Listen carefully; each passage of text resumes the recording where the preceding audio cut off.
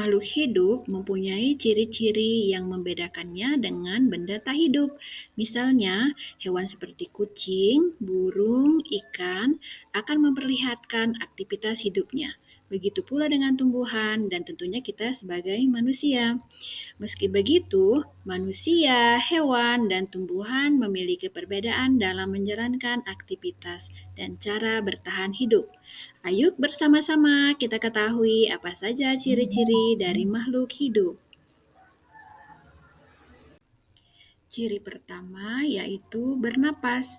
Semua makhluk hidup membutuhkan oksigen dari lingkungannya untuk bernapas. Bernapas atau sering disebut dengan respirasi merupakan proses pengambilan oksigen dari luar tubuh untuk proses pembakaran bahan makanan dalam tubuh.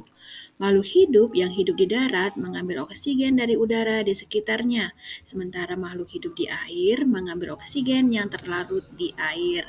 Manusia bernapas dengan paru-paru, hewan yang hidup di air bernapas dengan insang.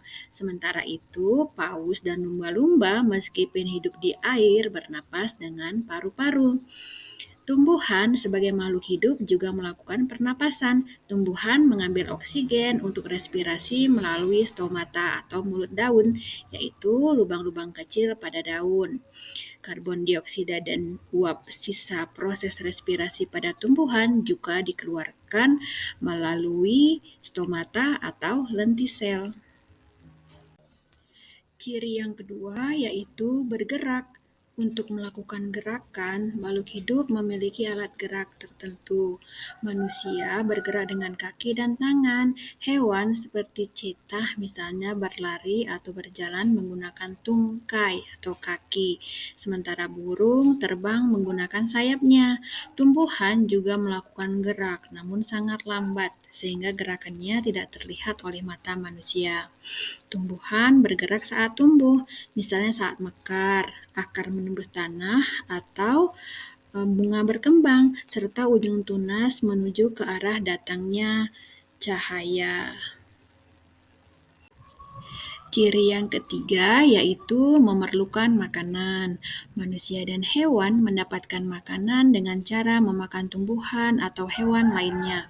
Misalnya, manusia makan sayuran dan daging, sedangkan harimau memakan kijang, kemudian kijang memakan rumput.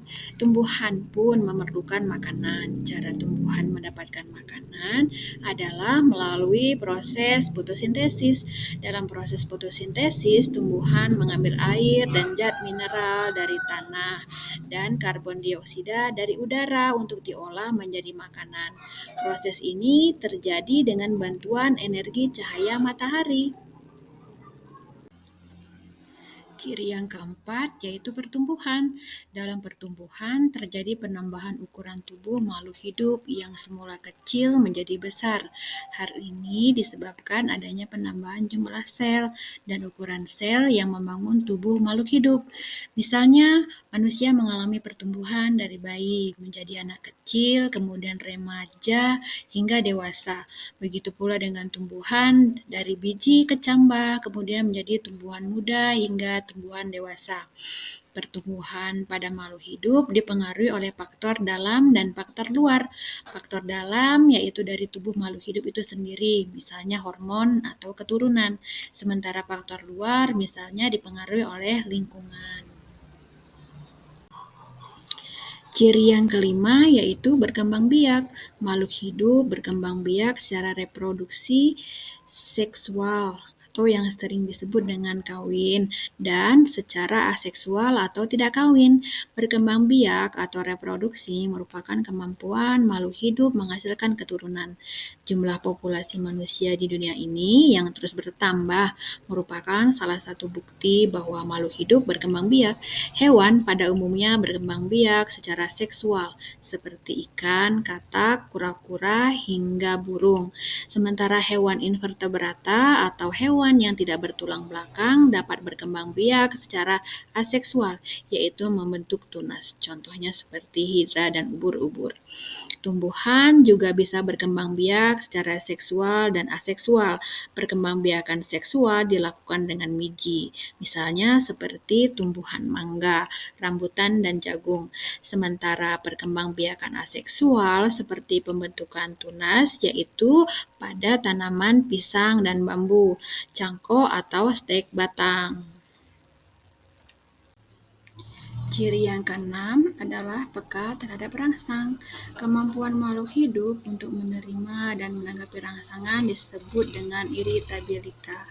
Misalnya, telinga peka terhadap rangsangan suara sehingga manusia bisa mendengar bunyi, hidung peka terhadap rangsangan bau sehingga manusia bisa mencium, lidah peka terhadap rangsangan rasa sehingga manusia bisa merasakan rasa. Rangsangan dari luar ini diterima manusia melalui panca indera. Hewan pun memiliki indera yang peka terhadap rangsangan. Meski begitu, setiap golongan hewan memiliki kepekaan indera yang berbeda-beda. Anjing misalnya, peka pada penciumannya, dan kelelawar peka dalam pendengarannya. Tumbuhan juga peka terhadap rangsangan. Kepekaannya bisa timbul karena adanya rangsangan, misalnya cahaya, gaya tarik bumi, zat kimia, atau sentuhan. Misalnya seperti tumbuhan malu akan mengatup apabila disentuh. Ciri yang ketujuh adalah mengeluarkan zat sisa. Setiap makhluk hidup akan melakukan proses pengeluaran zat-zat sisa metabolisme dari tubuh. Manusia akan mengeluarkan urin yang diproduksi oleh ginjal dan mengeluarkan karbon dioksida melalui pernapasan. Urin mengandung urea dan karbon dioksida harus dikeluarkan tubuh karena bersifat racun. Zat ini merupakan zat sisa dari proses metabolisme tubuh. Hewan juga mengeluarkan zat-zat sisa metabolisme yang dikeluarkan melalui saluran tertentu. Tumbuhan pun mengeluarkan zat sisa metabolisme. Zat sisa pada tumbuhan berupa karbon dioksida sebagai sisa proses pernapasan dan oksigen sebagai sisa proses fotosintesis. Zat-zat ini dikeluarkan melalui stomata atau lentisel. Pada tumbuhan hijau, zat-zat ini akan diperlukan kembali. Karbon dioksida digunakan untuk fotosintesis dan oksigen digunakan untuk proses respirasi. Ciri yang kedelapan yaitu adalah adaptasi. Adaptasi adalah penyesuaian diri makhluk hidup terhadap lingkungannya agar bisa mempertahankan kelangsungan hidupnya. Tumbuhan air beradaptasi dengan membentuk daun yang lebar dan tipis supaya memudahkan proses penguapan. Sementara tumbuhan yang hidup di lingkungan kering akan membentuk daun yang menyerupai jarum untuk mempersempit bidang penguapan. Sementara setiap organisme, termasuk hewan, mempertukarkan panas tubuhnya dengan lingkungan luarnya. Hal ini dilakukan untuk mempertahankan suhu tubuh agar tetap konsisten. Ciri yang kesembilan adalah membutuhkan nutrisi dan energi. Nutrisi yang diperlukan tubuh berbeda di setiap individu makhluk hidup. Semakin kompleks struktur dan organisasi jaringan tubuh suatu organisme, maka semakin kompleks kebutuhan nutrisinya. Nutrisi merupakan makanan yang bergizi, sedangkan energi adalah daya atau kekuatan yang bisa digunakan untuk melakukan berbagai proses kegiatan. Makhluk hidup tak akan memiliki energi atau tenaga tanpa didukung kebutuhan nutrisi yang cukup. Sebab itu, suatu organisme bisa mengalami kematian jika tubuhnya berhenti mendapatkan nutrisi dalam kurun waktu tertentu.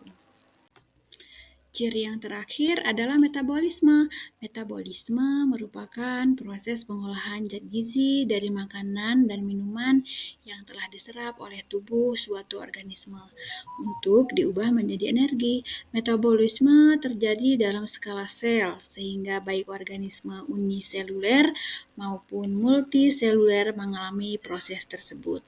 Proses ini memiliki banyak fungsi untuk makhluk hidup. Misalnya pada manusia, banyak fungsi tubuh yang dipengaruhi oleh metabolisme, seperti bernapas, mencerna makanan, mengalirkan darah, dan memperbaiki serta memperbaharui sel.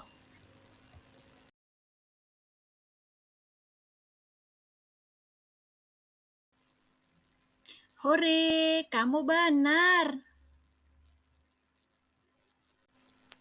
Maaf, Hore, kamu kamu salah. benar.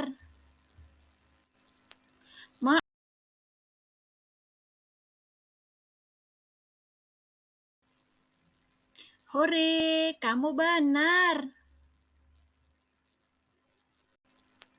Maaf, kamu salah.